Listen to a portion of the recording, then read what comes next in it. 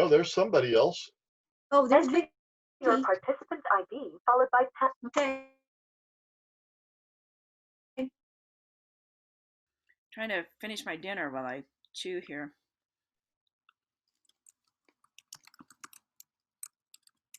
So we have a sunny day. I don't know if that's gonna get There us. we go. There we go. Chewing my dinner here. Welcome, Fred.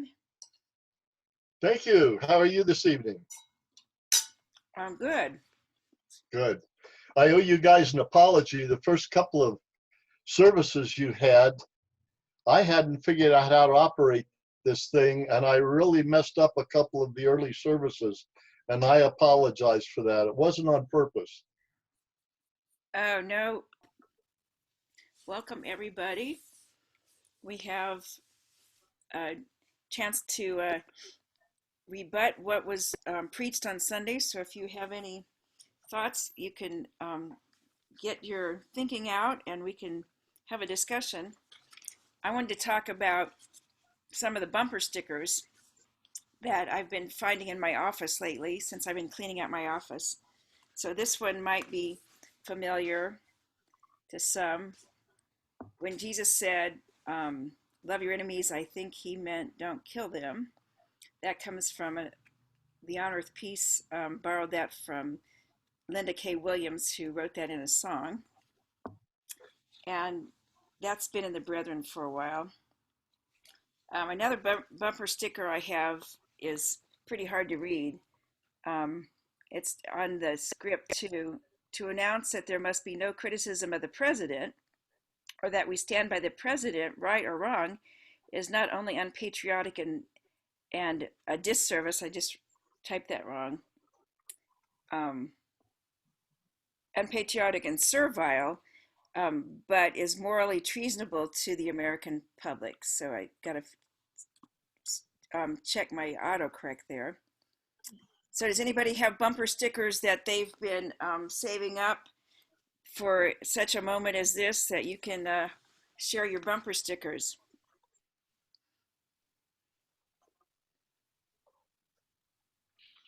Well, I knew she was going to ask this, and I found this one in my file.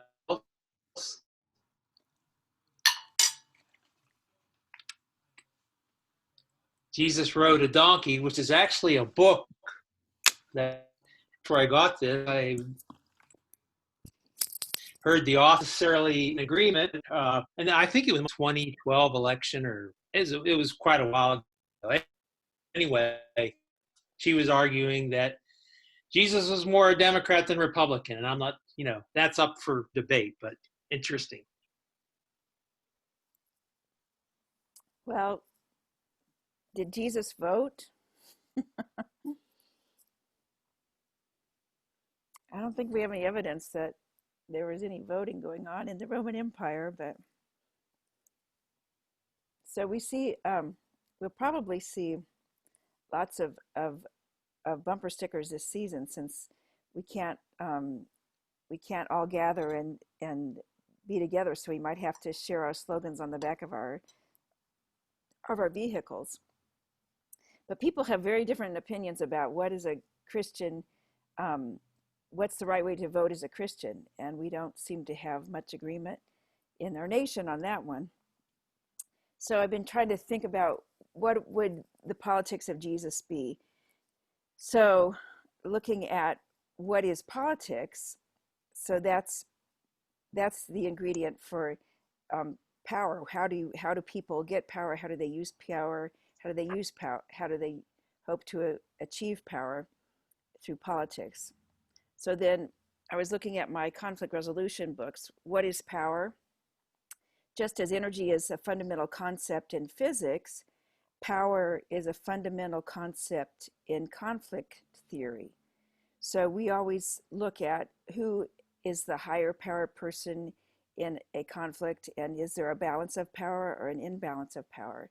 And right now in our nation, we see a lot of power shifting going on, where the people who were in higher power may not be able to keep that much power that they thought they had. So Hawker and Wilmot are the authors that I look to. They say there are literally hundreds of definitions of power, but they tend to fall into two camps: either or power, or both and power.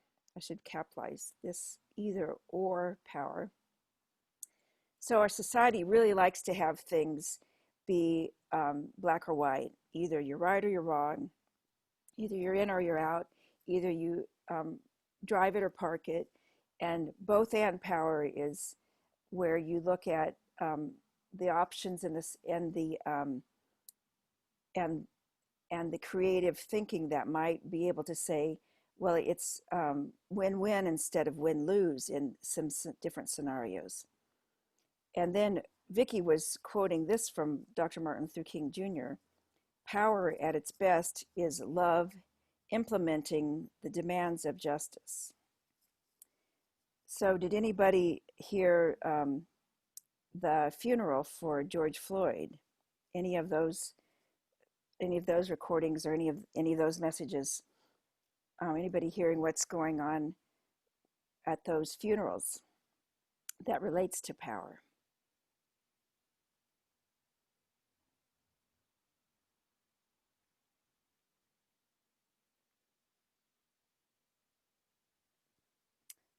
I heard. Well, I think one of the things I heard is that in order for his death to not be in vain, there need to be changes, and which will mean some kind of change of who's in power, or what is how power is used or enforced, and certainly you were up, I think above, you were mentioning about power being shared, or there are demands for it to be changed. Right. So I heard the brother of George was testifying in the House of U.S. Representatives today, saying, I want my brother's death to have some meaning and not to be in vain, so that there'd be something that happens.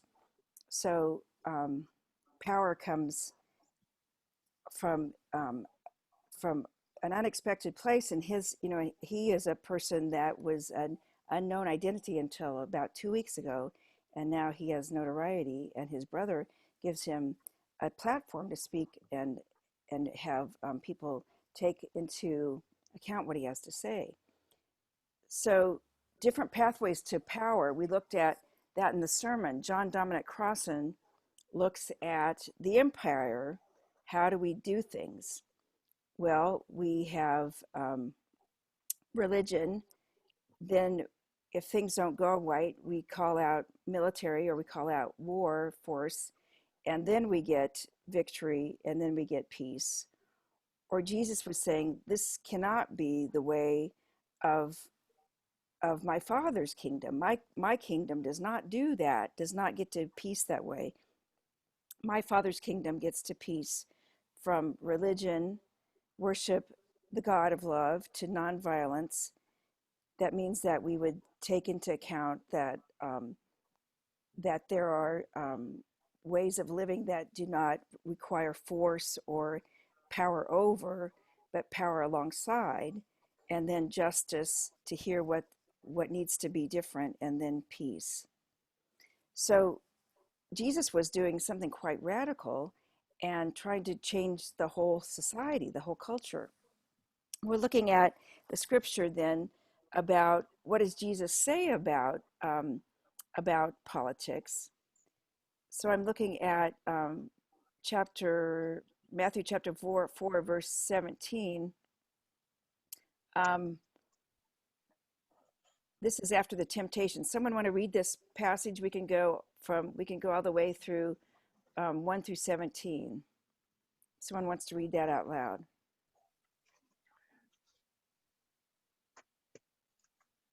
I'll read it. Okay, thank you, Kathy. Then Jesus was led by the Spirit into the wilderness to be tempted by the devil. After fasting 40 days and 40 nights, he was hungry. The tempter came to him and said, "If you are the Son of God, tell these stones to become bread." Jesus answered, "It is written, man shall not live on bread alone, but on every word that comes from the mouth of God." Then the devil took him to the holy city and had him stand on the highest point of the temple. "If you are the Son of God," he said, "throw yourself down, for it is written, he will command his angels concerning you, and they will lift you up in their hands, so that you will not strike your foot against a stone." Jesus answered him, "It is also written, do not put the Lord God to the test." Again, the devil took him to a very high mountain and showed him all the kingdoms of the world and their splendor. "All this I will give you if you bow down and worship me." Jesus said to him, "Away from me, Satan, for it is written, worship the Lord your God and serve him only." Then the devil left him, and angels came and attended him. When Jesus heard that John had been put in prison, he withdrew to Galilee.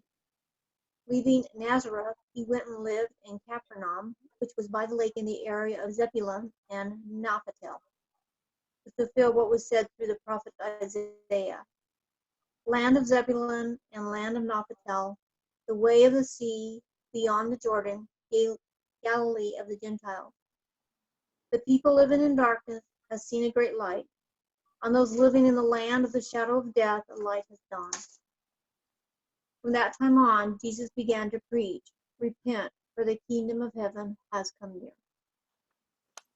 Okay, so there's a lot of different examples of power. So going backwards on verse 12, when Jesus heard that John had been put in prison, he withdrew to Galilee. Why was John put in prison?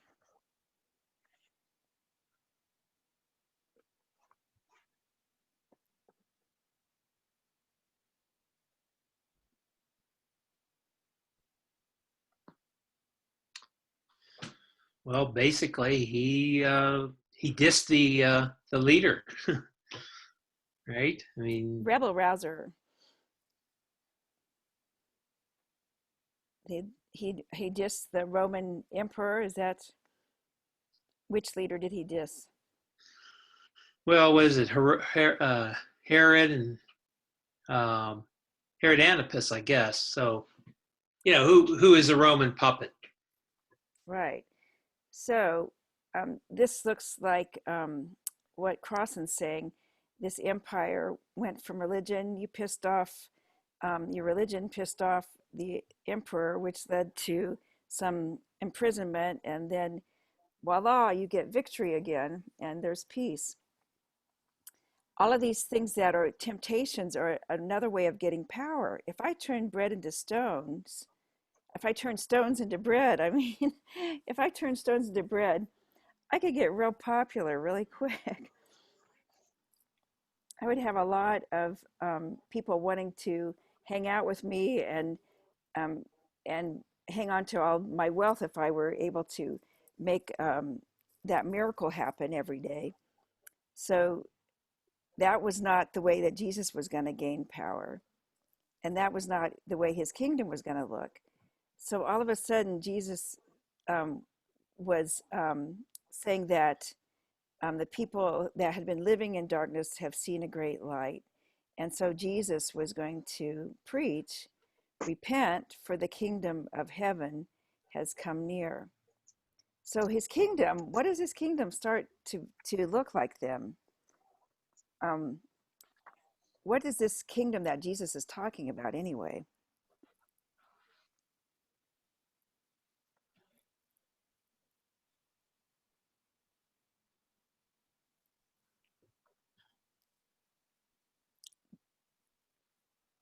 Is this like the Herod the king and that kind of kingdom?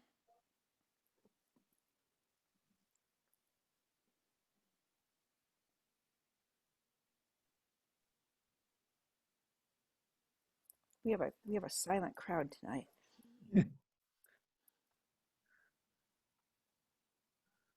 Well, is he comparing? I think he's just saying The change is coming, and he's the change. I'm the change.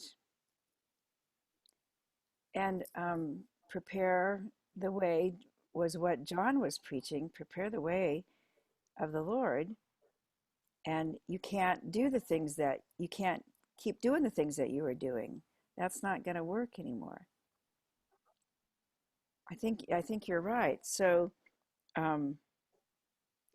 if people were used to force and Roman Empire, that's not what the kingdom that Jesus was going to have. So what kind of kingdom did Jesus want people to have then? What was the alternative?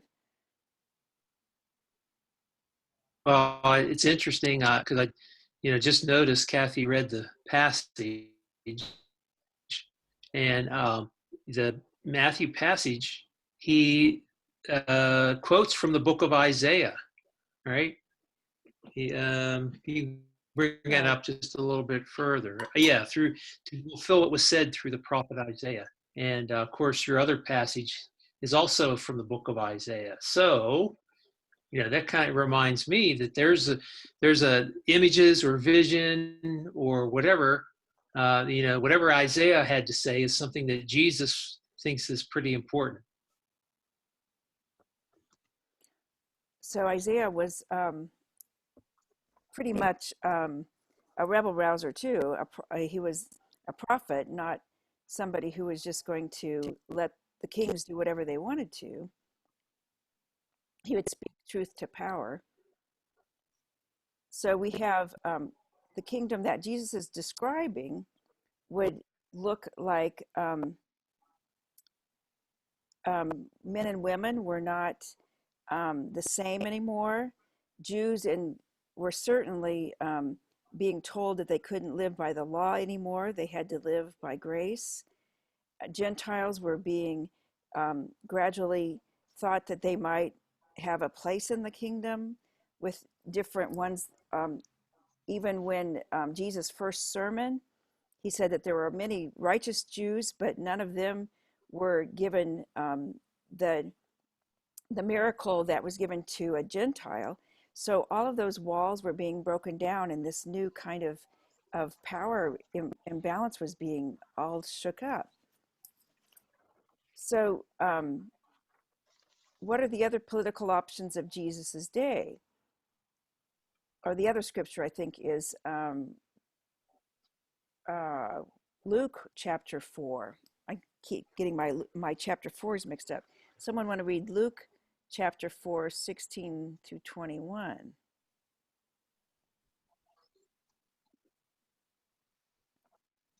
For you. Can you hear me? Yes, thank you. Okay. He went to Nazareth, where he had been brought up, and on the Sabbath day he went into the synagogue, as was his custom. He stood up to read, and the scroll of the prophet Isaiah was handed to him. Unrolling it, he found the place where it is written, "The Spirit of the Lord is upon me, because he has anointed me to proclaim good news to the poor. He has sent me to proclaim freedom to the prisoners and recovery of sight for the blind, to set the oppressed free, to proclaim the year of the Lord's favor." Then he rolled up the scroll, gave it back to the attendant, and sat down. Everyone in the synagogue were fastened on him. He began by saying to them, "Today, this scripture is fulfilled in your hearing." What would the reaction be of the people who first heard that one? Shock. Shock. Right. Like, what just happened? Well, it's interesting because you're right. There was shock, but right after, so you're through verse 21. Verse 22 says, "All spoke well of him, were amazed at his gracious words." So it's kind of like until a few verses later, then they didn't like him.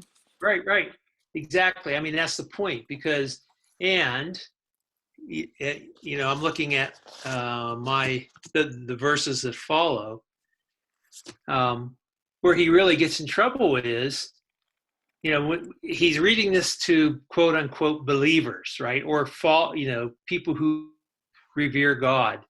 But in the following verses, he applies this message to the other guys, the other people, foreigners, people who are not part of, their church, their religious tradition, their synagogue, and that's what gets them angry, right? Because he's saying this applies to everybody and not just. Right. So I was just reading Sojourners Magazine before Bible study. It was talking about coronavirus, and people have been let out of jails so that they wouldn't be infected. We have some of this scripture coming to pass in our very own time today. We never thought that the jails would be getting emptier rather than fuller. We never thought that we would see changes for the poor. We never thought that the scriptures would be applied to Black people who were killed on the street. The oppressed seem to be getting the attention of the world like they haven't had for quite some time. So I'm wondering if Jesus was a rebel rouser then. Did he believe in the status quo? Was he going along with everything that was going on in the political world of his day?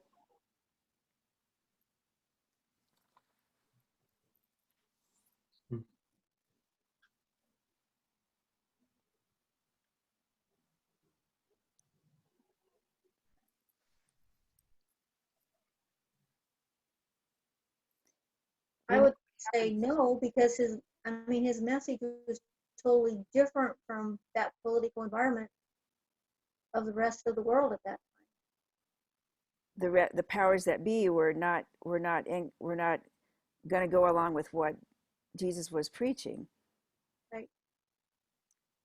We know that John the Baptist got into big hot water and was beheaded by Herod and his and the I guess it was Herod and his second wife who got him into trouble. So we know Jesus was walking on risky ground, saying things that were not popular. So there were people who were trying to say we need a revolution in Jesus' day. And we have a book that's been pretty well read by a lot of Mennonites and Brethren. It's called The Politics of Jesus. And one of the things that John Howard Yoder, this Mennonite, wrote is that there are certainly different paths to go in Jesus' day. One of them was called, one group was called the Zealots, and they were ready to overthrow the kingdom with violence. And another group or section or offshoot was the Essenes, and they were ones that withdrew into caves and different remote places where they wouldn't have to deal with society. So in our society today, do we see any of those same kind of parallels? Are there groups that are advocating for violent overthrow? What do we see out in the world today?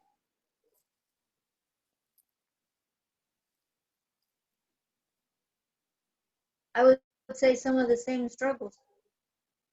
They don't change. We haven't, yeah, and we haven't had any real resolution of the power struggle by choosing the Zealots or by choosing the Essenes. So the Zealots today would be the ones who are not peaceful protesters, we could say, probably. Can you think of other examples of zealots in our history?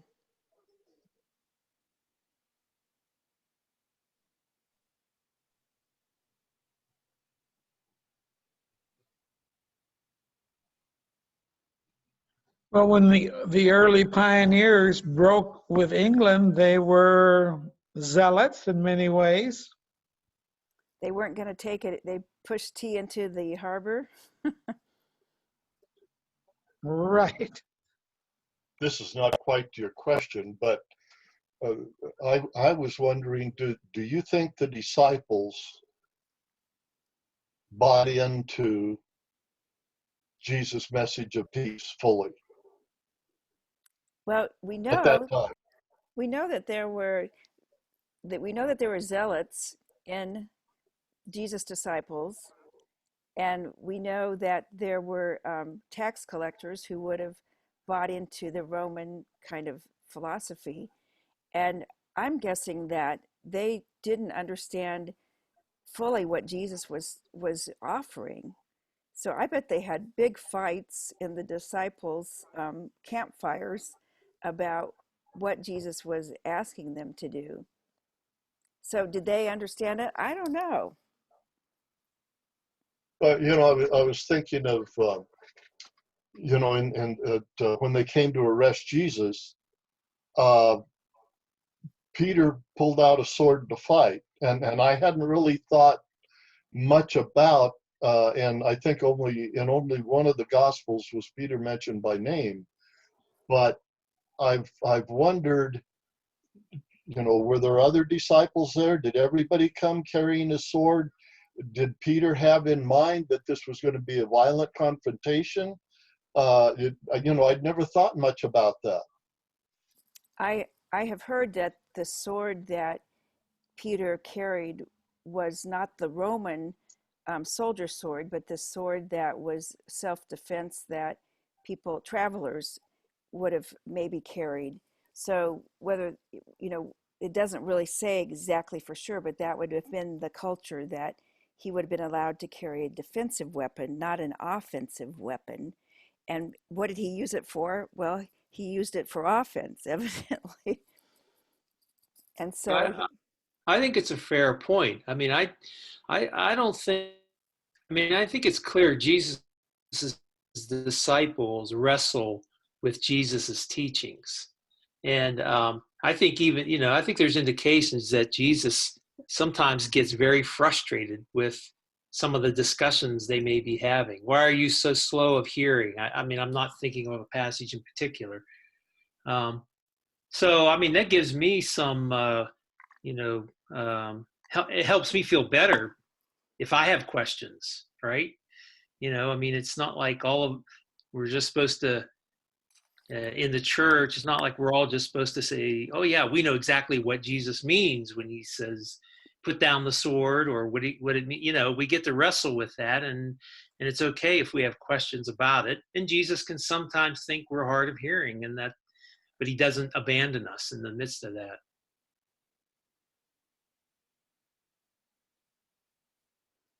I'm pretty sure Jesus would think we're hard of hearing today. Yeah, I agree. And I think it is. I think it's hard to understand and process all of his teachings and the scriptures teachings in terms of because he used metaphors, he used stories. At least for me, a lot of times I struggle with exactly where was he coming from with this, and what direction is he going, and how should that play out in my life. And he wasn't a kind of teacher that just handed out answers on a silver platter either. He was giving those kind of lessons with making the disciples reach for it and struggle. I think that was his method, to have them struggle with the solutions. Right.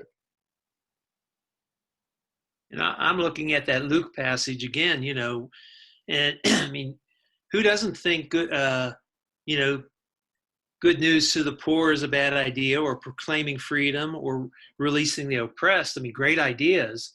But then when you start to come up with practical ways of making that happen, that's where it gets really tough really quick, because it's hard for the rich. It's easier for a rich man to go through the eye of a needle than to enter the kingdom, right? To give up those things. I mean, that's another of Jesus's sayings. It's a metaphor, it's a parable, it's a teaching. And we sometimes, we wrestle with okay, Jesus didn't really mean that, I mean, and I think the disciples would have said that too. Come on, Jesus, you don't really mean that, do you? You don't mean that. Well, that's Peter's quote. Come on, Jesus, you can't talk about dying on a, Yeah. giving up your life. That's crazy talk. You can't talk like that, Jesus. And Jesus sets him straight. Well, and how do we struggle with the issues of helping the poor, helping the addicted, et cetera, and balancing that off with being enablers in that same process? Where do you, how do you process that in your own life in terms of how far you go with what? Right. So there's not a boundaryless, you become a doormat. We don't see Jesus becoming a doormat. I was also in a clergy conversation this morning with the person who led the Church of the Brethren women's clergy retreat, and she was reading a quote that said Jesus was offering a whole nother way of looking at the world, and there's nothing in anything that Jesus said that women were to be considered silly or lesser than. All of his interactions with women in the Bible were considering them as more of an equal and a colleague, and that would have been unheard of in his day. So we look at the things he's talking about, it was pretty much unheard of. I mean, who's going to be upset by proclaiming freedom for prisoners?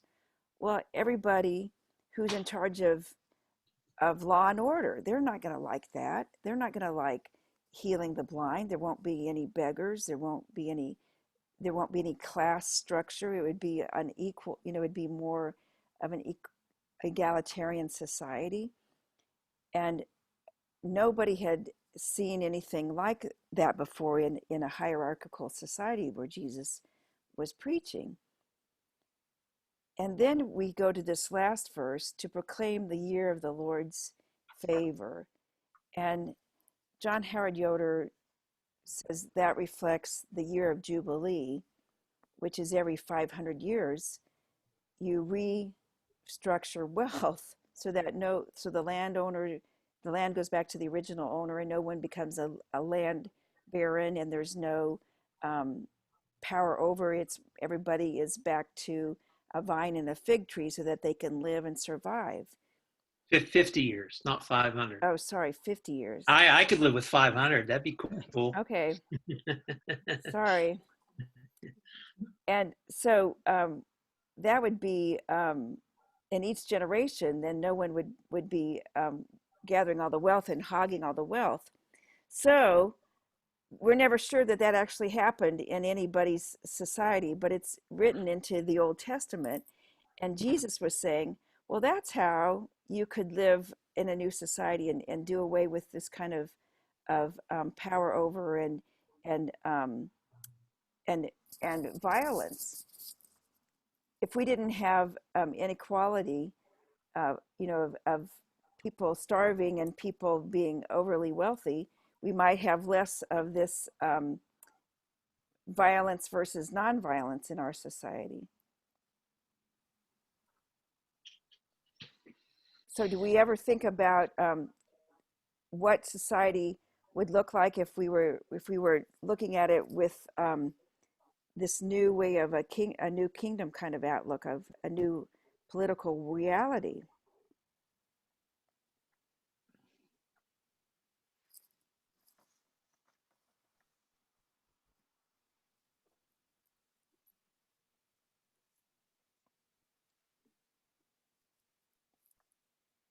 Well, one thing we know is that Jesus often asked questions as much or more as he told people what to do, or use stories or whatever, right?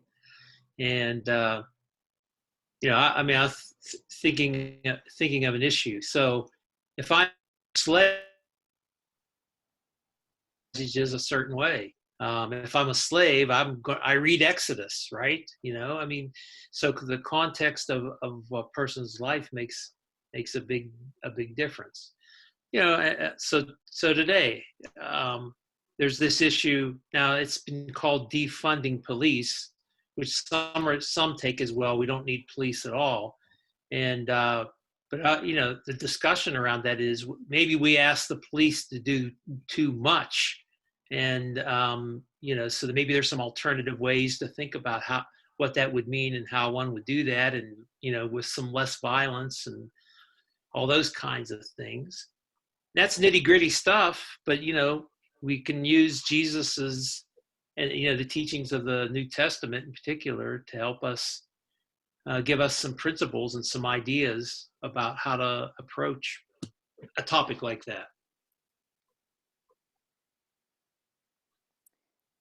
That's exactly the question I was wondering about. What would Jesus have to do with the protesters? What would Jesus be doing with these protests going on?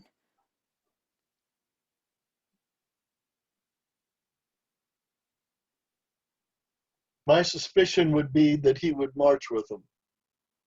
He's not cracking them over the head. Pardon? He's not cracking them over the head. Well, I would hope not. I think he'd probably be eating with them. And, of course, what that means is he'd be talking, and listening, talking and listening. And Right. there are some in some cities and municipalities and leaders are advocating and doing that.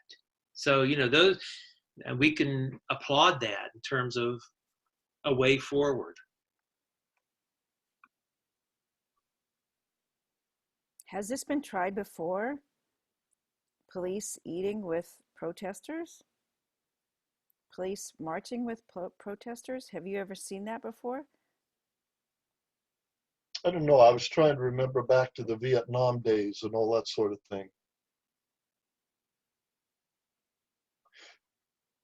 I don't know whether it didn't happen before or whether with today's technology and how we view things today, maybe it's featured differently. I don't know. Yeah. I kind of think that there's always been people who've advocated and done things like that, but there's always also been, if you're using, John Dominic Cresson's religion, war, victory, peace. So if your first response is they're bad guys, they're terrorists, we need to call out, not just police, but police armed to the teeth with all kinds of weapons, that doesn't really foster a whole lot of dialogue. It sort of sets up, there's going to be some kind of confrontation rather than discussion. Well, and it's about the power things you were talking about before. We have either or both and certainly the police have been moving to this both and power more so than I think they did in the Vietnam era. Lyle, do you remember examples? You're muted. You're still muted.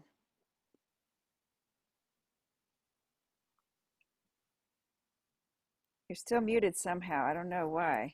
It must be on Maybe turn up your volume. Must be on your earphones or something. You're not muted on the computer. That's it. Okay, now you will hear me. There we go. There you go. Yeah. Yes. The problem is the earbuds, the mic doesn't work on this one. If I used a different one, I'd been okay. I taught police in Wichita and I taught police in Memphis, Tennessee. and worked with cadets and with a lot of others. Believe me, the police we have are fairly good compared to the fact of the people that want a badge. You can't believe the type of sadistic people who want a badge so they can harass people. And the crazies are out there, believe me. And we have about 50 different law enforcement groups in the U.S., from marshals to tax collectors to everything else. And well, we have tax collectors. Then we have alcohol, tobacco, and firearms. That's left over from Prohibition, and we haven't been able to get rid of them. So it's a huge, complex problem, of which race is a very bad part of it, but it's only part of it. I remember seeing in the Vietnam era that once in a while the protesters would convince a police officer to join their side, and they would throw off their helmets and come and join the protesters, and there would be just huge cheering. And then, you know, they were just only allowed to be stoic and not have any expression or any emotion, and it was must have been horribly trying on individuals to have no reaction, no response, and they would sometimes get spit on or vice versa. So it was not an easy time. People were trying to provoke violence and get a response, and for the protesters and for the police. And so the whole idea was to not be drawn into violence when it wasn't going to be productive. I don't know that violence has ever stopped people from wanting to be set free or to have equality, or to be that, you know, have all these things happen with the Luke passage, to be proclaim the good news to the poor and to have sight of the blind. Violence doesn't seem to prevent people from wanting those things, or to fight for those things, or to try to gain those things. And so it seems like we keep going into a circle of violence that never really ends. We never get done with people wanting to get out of poverty and have justice in their lives. Well, I think it's really interesting what you're describing, Lyle, because what you're describing is kind of a culture, you know, a culture of policing that has to do with the violence thing. So I was reading today, and I didn't post it because I was trying to be careful, but I saw a piece written by a former policeman, and the title, and you have to excuse the language, was something like "Reflections of a Bastard Cop." And what he was trying to say is that there is, and I don't mean this to be about police, but this is just about, you know, the kingdoms. So the kingdom of the world. And so in that, he was basically saying the culture is, you know, they're out to get us, and we have to protect ourselves. And that means any means necessary. You know, you've got to be ready to pull the gun, or else you're going to have a gun pulled on you, that sort of thing. And he was reflecting that that's what is again and again kind of part of the training. So, you know, there's issues about training, and of course that's his narrative, his story. I'm sure not everybody's going to agree with that, but it sure seems like, you know, and this is just an issue now that we're seeing in the last few weeks, is really, it really is antithetical to the message of Jesus. You know, Jesus has, picking on from Isaiah, a whole different view of how life should be. And people in the streets, I'm talking very generally, are saying, yeah, we're more interested in that than we are in a militarized kind of society. Certainly the culture is starting to be examined more carefully. You have an article in the Messenger, Dave Valletta, called Trust. Mm-hmm. So you know, maybe part of that is what the message Jesus is trying to teach us, is that we don't have military might to trust. We need to trust in these ways that the Lord is trying to explain to us about religion, nonviolence, justice, and peace, and trust in the Lord's ways, not in the empire's ways. Where do you think we are as a country? Do you think we've reached a tipping point? Are things different this time? What I note is that the 24-hour news cycle didn't do the normal thing where something hit the news for 24 hours and then we're on to something else. So we certainly have spent more time on racism than has happened in the recent past. What do the other people think?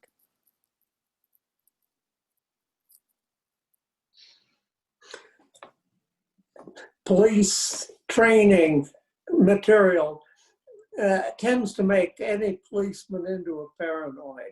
I've seen the material, and Dave is right. They're out to get you. And if you take some white kid who's finishes high school and he's been raised in a rather racist environment to start with, and you put them behind the windshield of a squad car and send them into the worst parts of the worst neighborhoods, they're going to have real problems. Even when they recruit African American police, they tend to identify with the white police and in many ways become as racist as the whites. So it's a real problem. We need to sort of take a look at just what are we doing and why do we need to do it.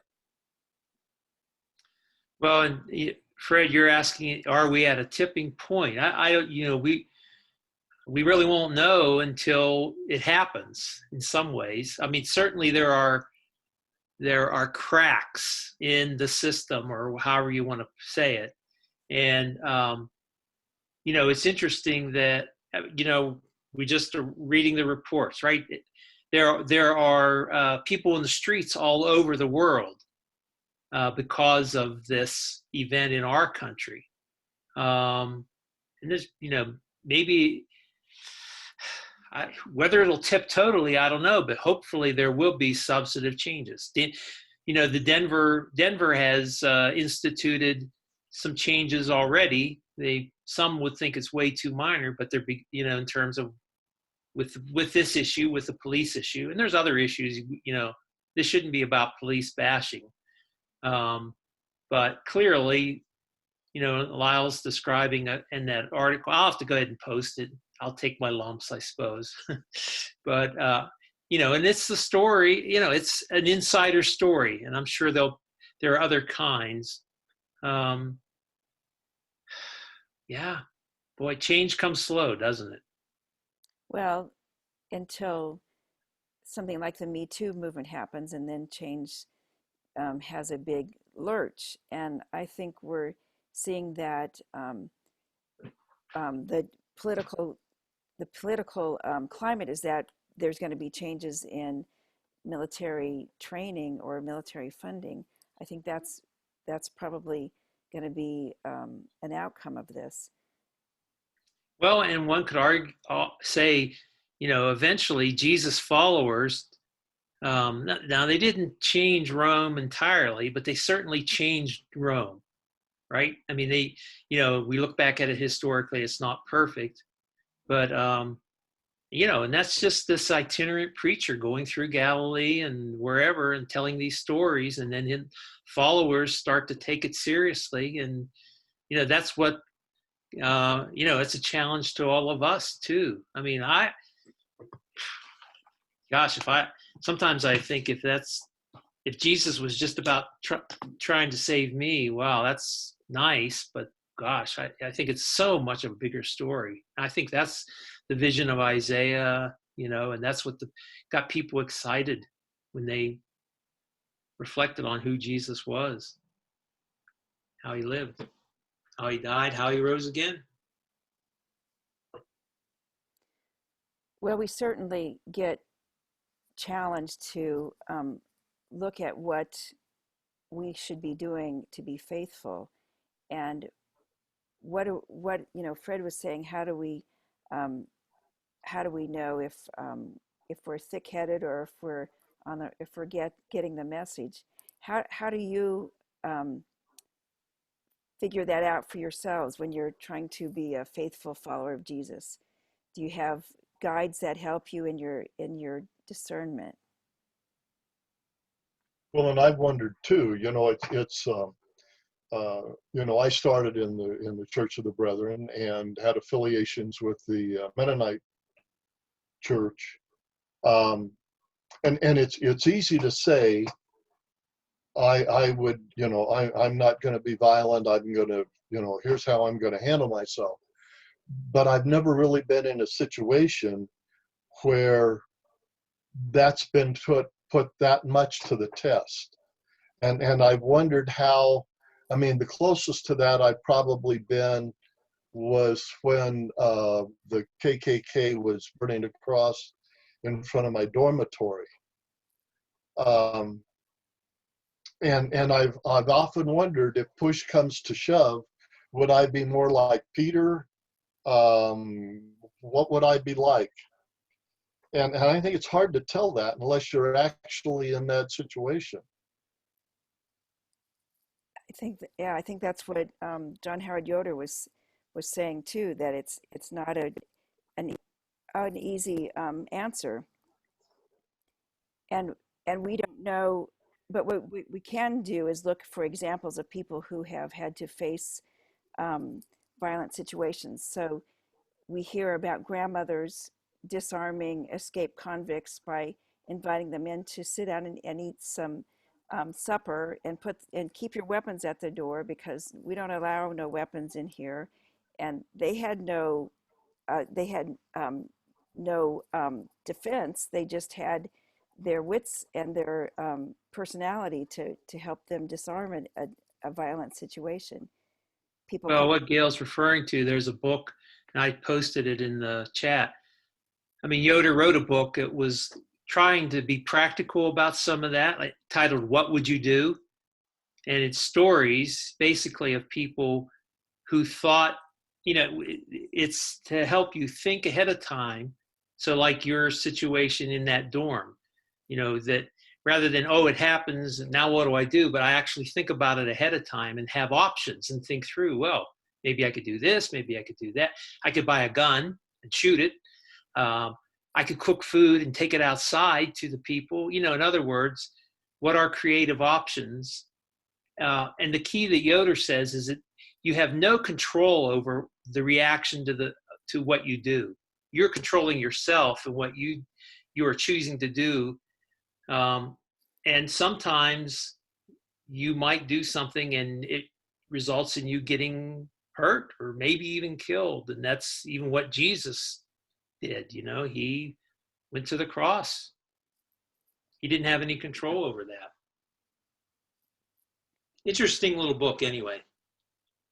and I'm thinking of another book, and while you guys visit, I'm going to see if I can find it real quickly that I think adds to it as well that you may have interest in. and Good. those stories don't just stop with one book. They're in the newspaper. They're always they're pretty noteworthy when they happen, that people have turned violence around by their moral fortitude.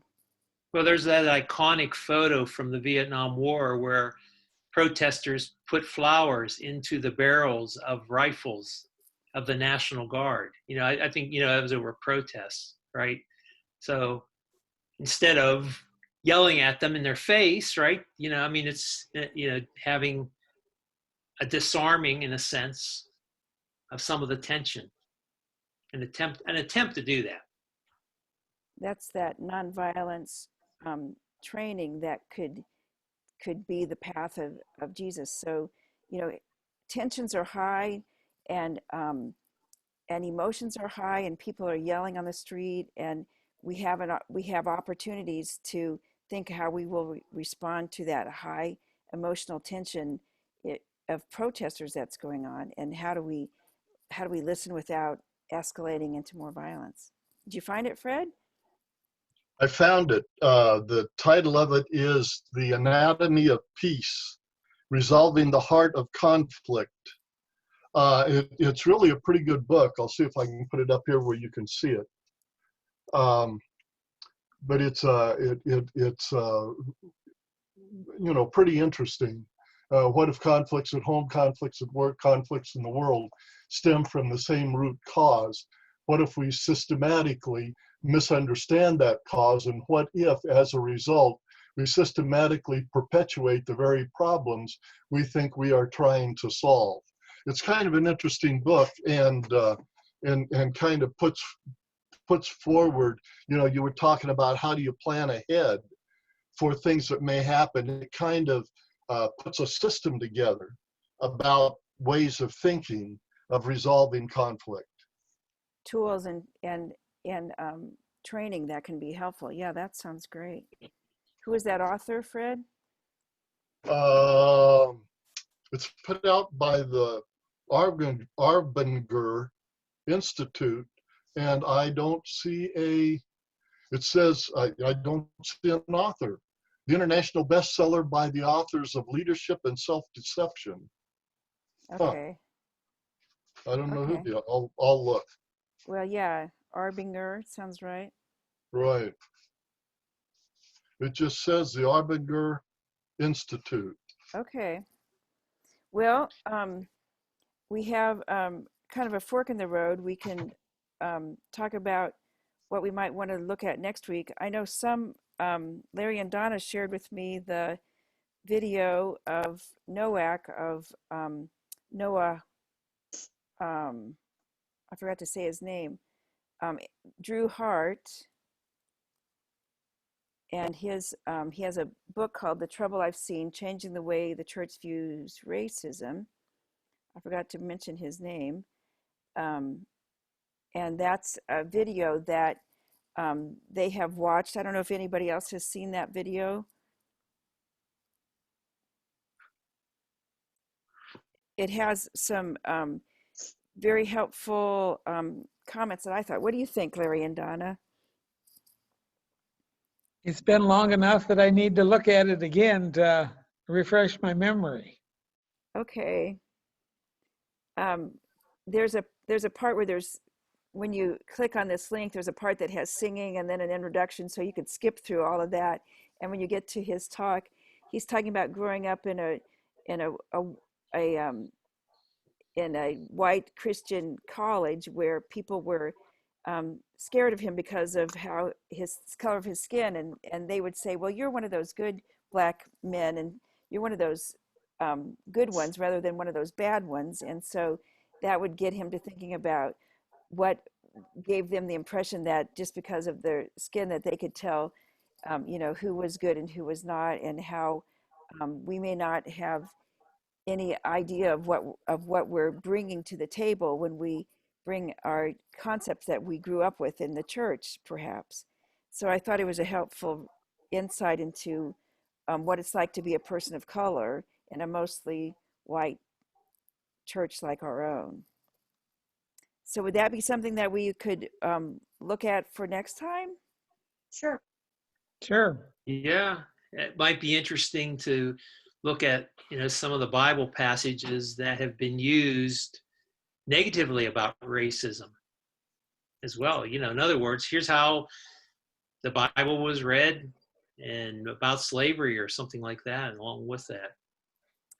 Certainly people have used the Bible to justify racism, justify slavery, justify police, and law and order. And so I'm sure there'll be lots of people that Lyle taught who could use the Bible to justify their views on what police are supposed to be doing. Okay, well, I think that'll be a topic. I think there's lots that I need to learn, so I'm glad to have some people who want to learn with me. Thank you very much, Gail. As you were talking about the police and all this, we have a grandson who's in the police academy in Memphis, Tennessee right now. it would be interesting to have a long discussion with him about some of the points we talked about. Right. And what was his training looking like? It would be, and Lyle Sherrod was living in Memphis when he was working with some of those police trainees. I think this would be an incredibly difficult time to be a police officer.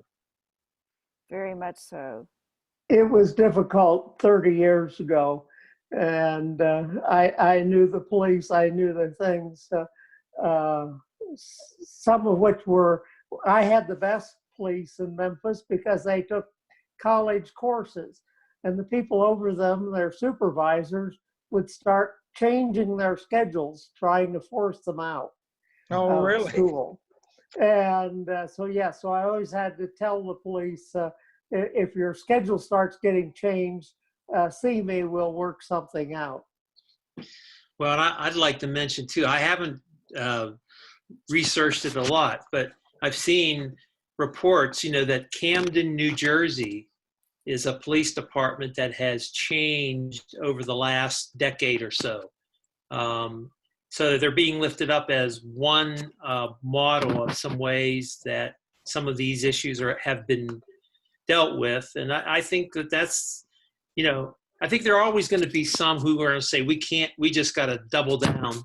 They're going to say, no, we do make the changes. And that's the political process of making sausage, right? Seeing how that gets worked out. But there are some models out there. And unfortunately, my senator was on television last night as the one no vote on the reforms for the state of Colorado that were voted on yesterday. Yeah, well, there will always be no votes, won't there? Yeah. All right. Well, thank you, everybody. I'll stop the recording, and we'll come back for next week.